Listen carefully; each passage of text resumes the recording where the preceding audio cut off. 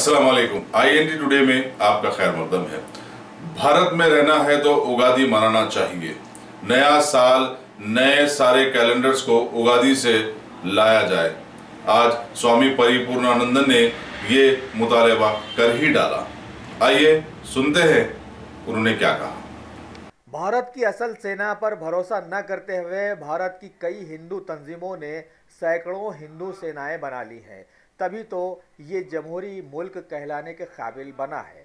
अभी खबर है कि राष्ट्रीय हिंदू सेना के स्वामी परिपूर्णानंद ने खास तौर पर बताया है कि भारत में उगादी की तकारीब नहीं मनाने वाले पूर्ण तेलुगु भाषी नहीं कहलाए जा सकते।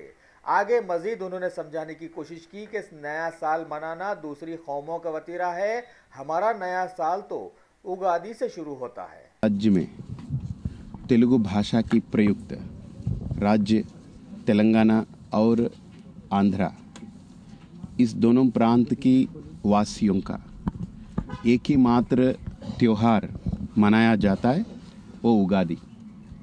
उगादी तेलुगु वासियों का अत्यंत माना गया एक बड़ा त्योहार।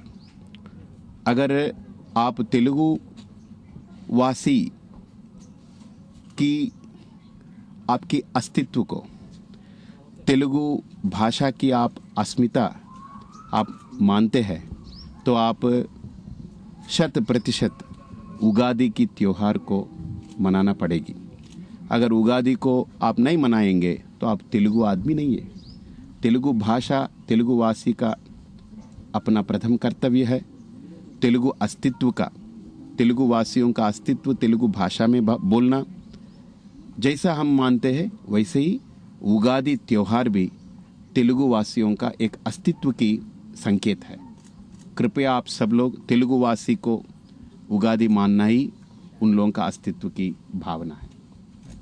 तो नया साल जैसे हर एक प्रांत में नया साल माना जाता है, तेलुगु प्रांत में भी, ये तेलुगु राज्य में भी, तेलंगाना आंध्रा में उगादी को नया साल माना जाता है।